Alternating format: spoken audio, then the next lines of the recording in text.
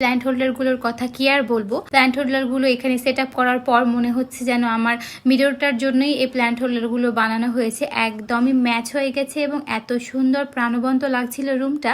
তবে হ্যাঁ, এখানে একটা কাজের কথা বলি, সেটা হলো প্ল্যান্ট হোল্ডারগুলোর সঙ্গে যে ওয়াল হুকটা দেওয়া থাকবে সেটা দেওয়ালে লাগানোর আগে অবশ্যই কিন্তু দেওয়ালটা ভালো করে পরিষ্কার করে নেবেন, তারপরে ওয়াল হুক সেট করবেন এবং তারপরে প্ল্যান্ট হোল্ডারটা লাগাবেন, তাহলে ওয়াল হুকটা দীর্ঘস্থায়ী হবে। হ্যালো এভরিওয়ান, আসসালামু আলাইকুম। কি অবস্থা সবার? আজকে আমি চলে আসলাম আপনাদের সঙ্গে একটা বড় পিয়ার আনপ্যাকিং ভিডিও নিয়ে। আমার কাছে এই পিয়ারটা এসেছিল প্ল্যান্টস ক্যাফে একটা ফেসবুক পেজ থেকে। আজকের এই পার্সেলটা নিয়ে আমি অনেক বেশি চিন্তিত ছিলাম আর সাথে সাথে অনেক বেশি এক্সাইটেড ছিলাম, কেননা অনলাইন থেকে গাছ কিংবা গাছ রিলেটেড কোনো পণ্য কেনার ক্ষেত্রে আমার অভিজ্ঞতা একদমই ভালো না। আর যেহেতু এটা গাছ রিলেটেড একটা প্রোডাক্ট ছিল, সেহেতু আমি অনেক বেশি চিন্তিত ছিলাম, সাথে সাথে ছিলাম এক্সাইটেড যে আসলে পণ্যটা ঠিক কিভাবে আসছে দেখা যাক। আর প্যাকেজিংটা হাতে পাওয়ার পর আমি পুরাই অবাক হয়ে গেছি যে এত সুন্দর প্যাকেজিং কিভাবে হতে পারে। গাছ তো দূরে থাক, গাছের একটা পাতাও নষ্ট হয়নি আলহামদুলিল্লাহ। আর প্যাকেজিংয়ের কথা আমাকে বারবার বলতেই হবে, অনেক সুন্দর অনেক মজবুত একটা প্যাকেজিং ছিল। নিঃসন্দেহে যে কেউ ওটা অর্ডার করতে পারেন, নষ্ট হওয়ার, ভেঙে যাওয়ার কিংবা গাছ মরে যাওয়ার কোনো চান্সই নেই।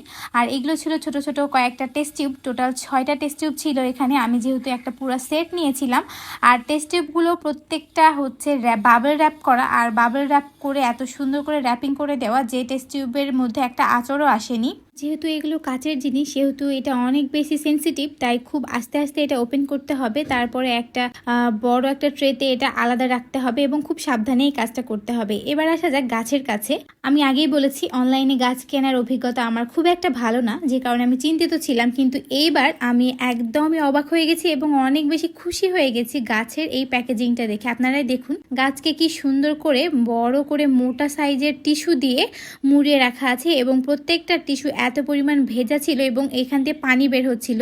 আপনারাই তাহলে বলেন গাছ কি থাকবে না মরে যাবে? গাছ অবশ্যই ভালো থাকবে এবং হেলদি থাকবে যদি এই পরিমাণ পানি দিয়ে, এই পরিমাণ সাপোর্ট দিয়ে গাছটা বাইরে পাঠানো যায়। আর এই পার্সেলটা কিন্তু আমার হাতে এসেছে 2 দিন পর, মানে ডেলিভারির 2 দিন পর। আর 2 দিন পর্যন্ত গাছ এত সুন্দর হেলদি রয়েছে, অবশ্যই প্যাকেজিংয়ের তারিফ করতেই হচ্ছে আমাকে। এবং এই বুদ্ধিটা কিন্তু অন্যান্য যারা গাছ রিলেটেড ব্যবসা করেন তারাও কাজে লাগাতে পারেন।